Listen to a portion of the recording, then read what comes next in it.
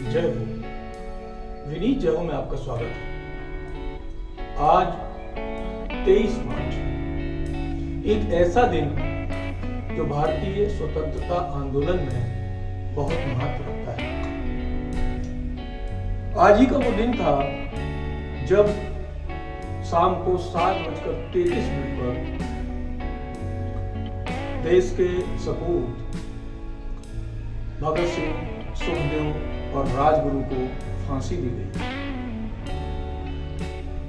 कहानी को पूरा सुनाने से पहले मैं चाहूंगा कि थोड़ा सा परिचय हो जाए कि आखिर हुआ क्या था जिसके कारण इन तीनों को फांसी हुई।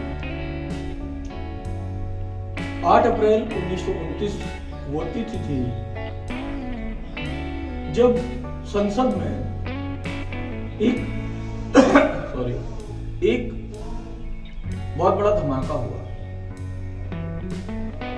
वास्तविकता ये थी कि अंग्रेज 2 कानून लाना चाहते थे जो पूरी तरह किसान विरोधी थे। सोच ये था कि इन कानूनों के लागू हो जाने से उनका दमन चक्र और तेज चलने लगेगा। उसके विरोध के स्वरूप में भगत सिंह ने अपनी टीम के साथ ये तय किया कि हम ऐसा धमाका करेंगे जिससे अंग्रेज सरकार का ध्यान हमारी तरफ आकर्षित होगा। सुखदेव और राजगुरु साथ में नहीं थे। भगत सिंह और बटुकेश्वर दत्त ये दोनों लोग पहुंचते हैं और एक आवाज करने वाला बम संसद में फोड़ देते हैं। बम ऐसी जगह डाला जाता है जहां से किसी को कोई नुकसान ना हो। वहां कोई था नहीं। धुएं का गुबार उठता है। अचानक चारों तरफ अफरा तफरी मच जाती है। यदि भगत सिंह चाहते तो बड़ी आसानी से वहां से निकल सकते थे, लेकिन उन्होंने ऐसा नहीं किया। ये पहले ही तय हो चुका था कि हम लोग गिरफ्तारी देंगे। धुआं छटता है, अफरा तफरी कुछ कम होती है और फिर पुलिस आकर इन्हें गिरफ्तार कर लेती है। सिर्फ 2 वर्ष के न्यूनतम समय में भगत सिंह और उनकी टीम को फांसी हो जाती है। यद्यपि उस समय का जो अंग्रेजों का सुप्रीम कोर्ट था लंदन में, उसमें भी सुनवाई हुई। 5 जजों की एक संपूर्ण पीठ बैठी, लेकिन जैसा कि वो तय कर चुके थे कुछ हो नहीं पाया। अब कोर्ट ने यह तय किया था कि 24 दिसंबर को सुबह 7 बजे भगत सिंह, सुखदेव और राजगुरु को फांसी होगी। लेकिन सरकार इतनी डरी हुई थी कि 24 दिसंबर से लगभग 11 घंटे पहले 23 दिसंबर को ही शाम 7:33 पर इन्हें फांसी देने का निर्णय लिया। क्या परिस्थितियां रही होंगी उस समय, क्या मना स्थिति रही होगी, उस पर अगर हम बात करें तो जब शाम को 4 बजे जेल में ये आदेश दिया गया कि सारे लोग अपनी अपनी बैरक में चले जाएं, तो सुगबुगाहट शुरू हो गई। लोगों को ये महसूस होने लगा कि कुछ न कुछ गड़बड़ होने वाला है। यद्यपि सबको ये पता था कि भगत सिंह, सुखदेव और राजगुरु को फांसी होने वाली है, लेकिन ये भी पता था कि फांसी कल होने वाली है। जितने भी क्रांतिकारी थे सबको ये लगा कुछ न कुछ हमें भगत सिंह का ऐसा मिल जाए जिससे हम अपने आने वाली पीढ़ियों को बता पाएंगे कि मैं भगत सिंह के साथ रहा। पता चला बरकत गया, पेन और कंघा उठा लाया। जिसे जो मिला अपने प्रयास से भगत सिंह से संबंधित कोई ना कोई चीज हर व्यक्ति अपने पास रखना चाहता था। उस समय के कांग्रेस कमेटी के नेता भीमसेन सच्चर ने ये पूछा था कांग्रेस वर्किंग कमेटी में कि आखिर प्रयास क्यों नहीं किए गए, भगत सिंह को बचाया जा सकता था, गांधी जी ने पूरे मन से प्रयास क्यों नहीं किए। खैर वो एक ऐसा बिंदु है, ऐसा तथ्य है जिस पर फिर कभी बात करेंगे। अब वार्डन चरक सिंह भगत सिंह के पास जाते हैं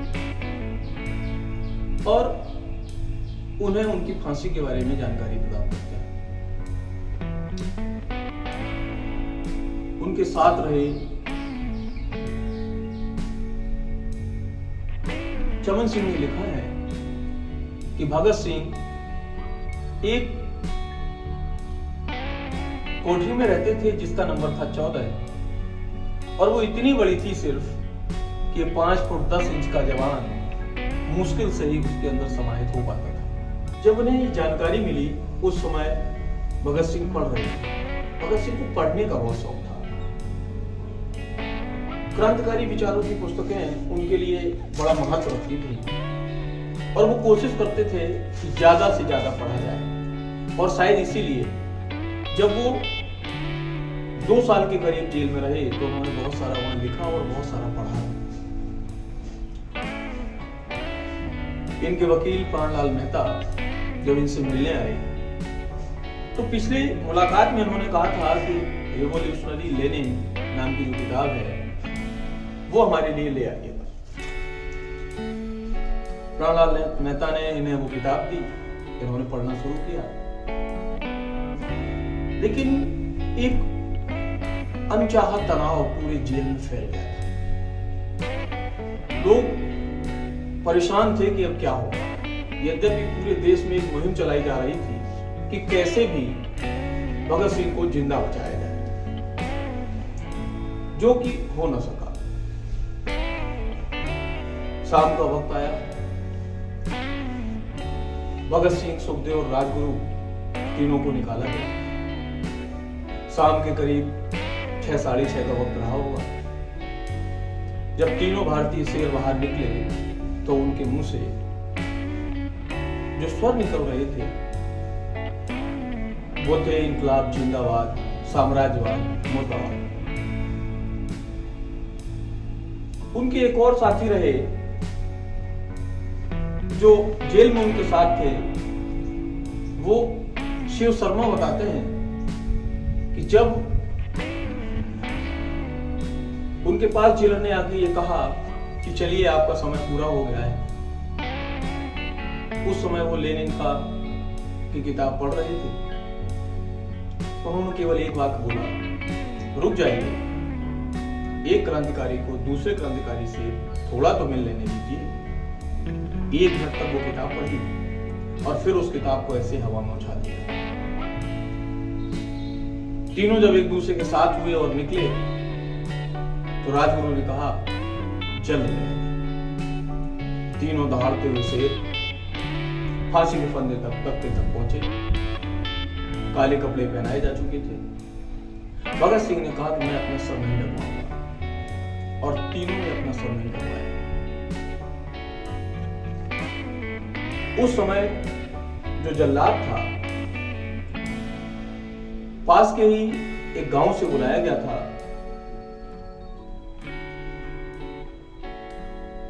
उस जल्लाद का नाम था मसीह जल्लाद और वो लाहौर के पास सादरा से आया था। उस जल्लाद ने अपने जीवन में बहुत सारे लोगों को फांसी दी थी। इसके बावजूद अंदर से वो भी कांप रहा था। क्यों? हृदय से वो भी भगत सिंह को प्यार करता था।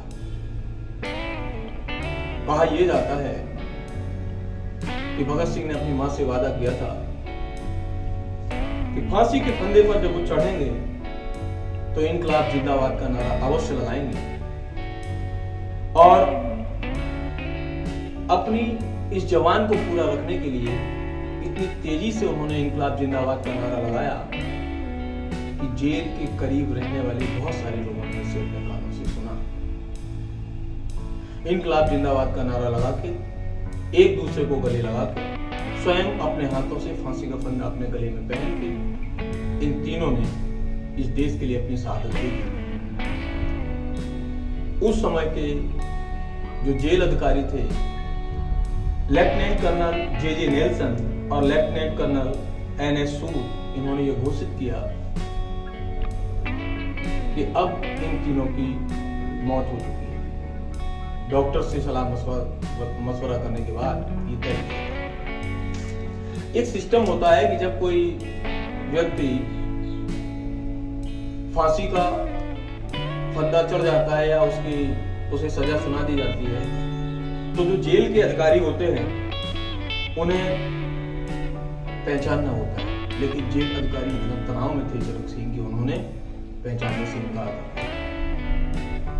अपनी कोठरी में चले गए और रोने लगे। जो जूनियर अफसर था उसने पहचाना। फिर यह तय किया गया कि अब रातों रात इनकी लाश को जला दिया जाएगा। पहले यह तय किया गया था कि रावी नदी के किनारे जलाया जाएगा, लेकिन रावी में पानी बहुत कम था, इसलिए यह तय हुआ कि अब सतलज के किनारे जलाया जाएगा। फिरोजपुर के पास उनके शव को ले जाया गया। अब यहाँ ये बताना बहुत जरूरी है कि उनके शव के साथ किया गया। लोगों का यहाँ तक कहना है कि बाहर लोगों की अत्यधिक भीड़ हो गई थी, इसलिए उस समय के प्रशासन ने, अंग्रेज प्रशासन ने यह तय किया कि इन्हें पीछे के दरवाजे से निकाला जाए।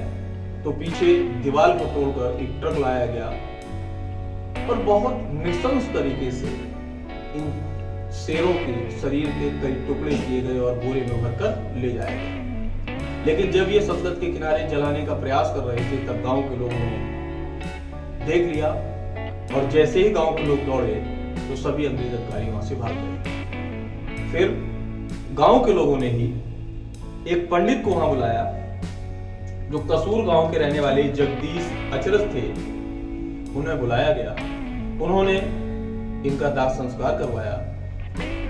कहा यह जाता है कि इनकी मौत के बाद लाहौर में 3 मील लंबा एक शोक जुलूस भी निकाला। स्थिति ऐसी हो गई थी कि इनकी मौत के यानी शहादत के बाद जब लाहौर अधिवेशन हुआ और गांधी जी वहां आए, जिन्हें पूरे देश में लोग लगभग पूजते जैसे थे, उन्हें वहां काले फूलों से उनका स्वागत किया गया, यानी विरोध दर्ज कराया गया कि गांधी जी ने प्रयास नहीं किए। यद्यपि यह भी कहा जाता है कि गांधी ने वायसराय से बात करने की कोशिश की, कई बार उन्हें समझाने की कोशिश की, लेकिन सरकार ने उनकी बात नहीं मानी। सच्चाई क्या है वो जांच का विषय है, लेकिन इतना तय है कि एक ऐसा शेर जिसका उद्देश्य था कि मेरी शहादत इस देश में एक इनकलाब ले आए। और आप ये जान के अचंभित होंगे कि जब उन्हें मौत की सजा दी गई थी तो उन्होंने स्वयं कहा था कि मुझे फांसी मत दीजिए, इसलिए कि फांसी किसी अपराधी को दी जाती है, मैं एक राजनीतिक विद्रोही हूं, बेहतर होगा मुझे गोली मार दी जाए।